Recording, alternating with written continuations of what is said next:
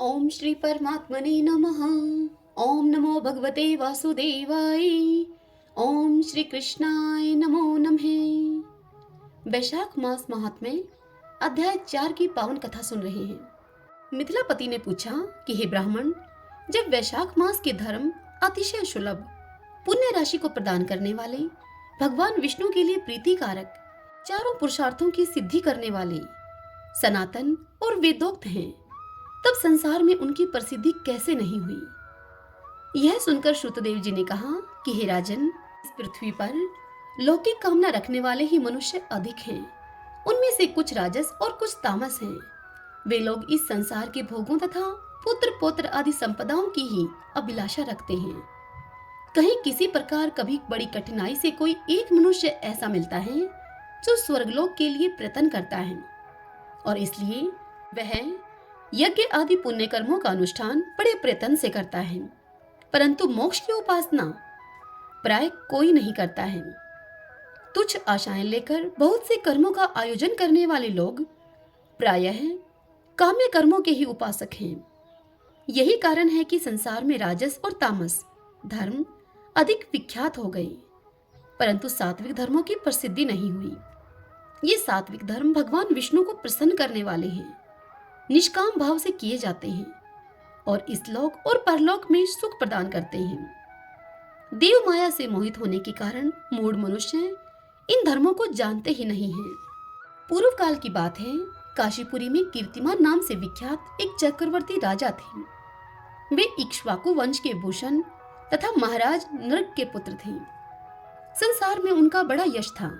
वे अपनी इंद्रियों पर और क्रोध पर विजय पा चुके थे। ब्राह्मणों के प्रति उनके मन में बड़ी भक्ति थी। राजाओं में उनका स्थान बड़ा ऊंचा था। एक दिन वे मृग्या में आसक्त होकर महर्षि वशिष्ठ के आश्रम पर आए।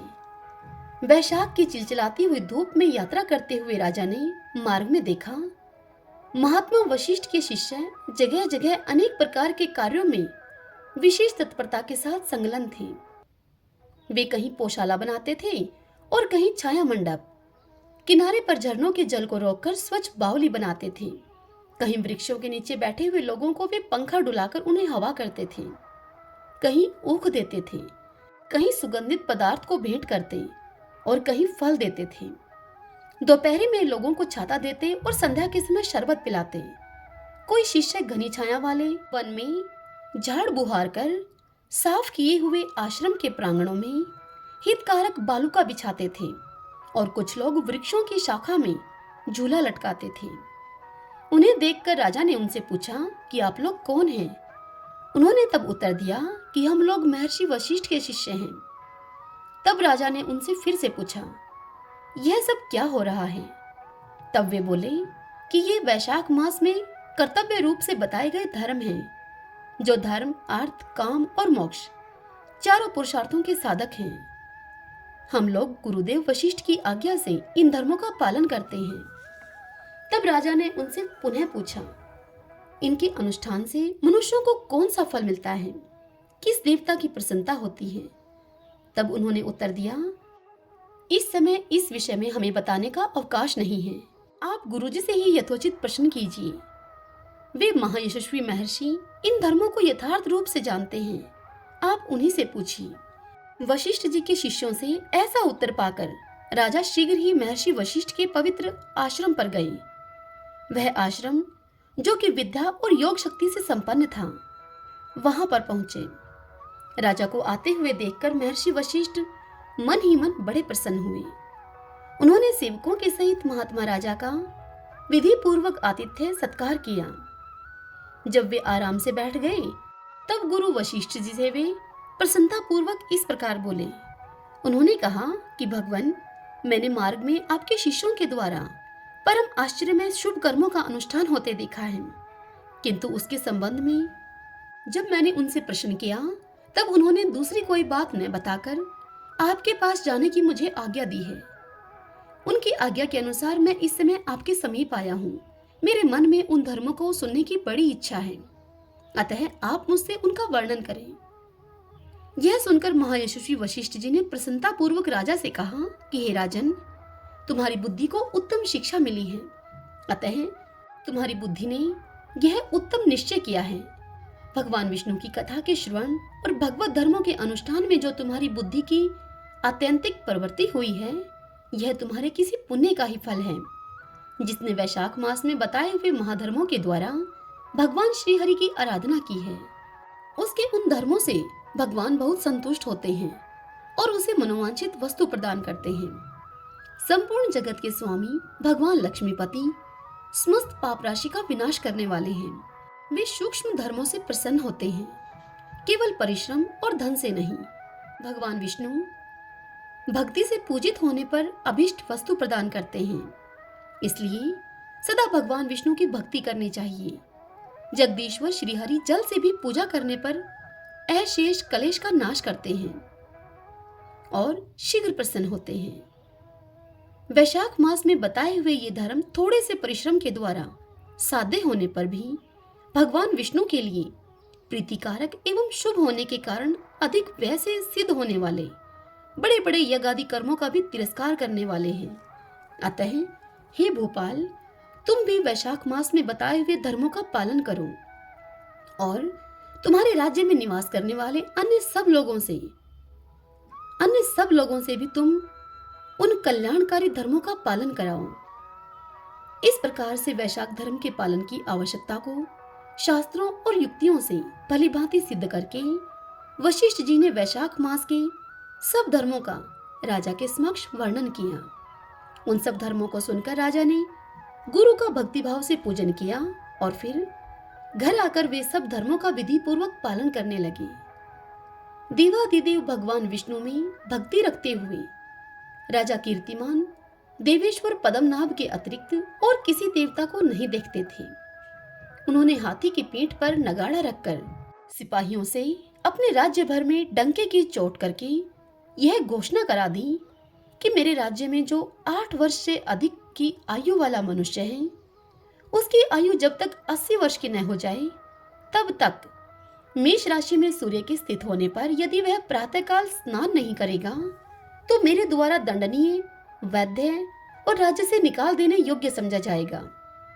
मेरा यह निश्चित आदेश है। पिता, पुत्र, पत्नी अथवा सुहृदय जो कोई भी वैशाख धर्म का पालन नहीं करेगा, वह चोर की भांति दंड का पात्र समझा जाएगा। प्रातःकाल शुभ जल में स्नान करके श्रेष्ठ ब्राह्मणों को दान करना चाहिए। तुम सब लोग अपनी शक्ति के अनुसार पोशाला और दान आदि धर्मों का आचरण करो। हरिओम तत्सत। आज की यह कथा यहीं समाप्त हुई। इससे आगे की कथा हम कल सुनेंगे। इस अध्याय से पहले की कथाओं को सुनने के लिए आप डिस्क्रिप्शन बॉक्स में लिंक डाल दिया गया है, वहां से सुन सकते हैं। अब हम वैशाख स्नान की आज की कहानी सुनेंगे।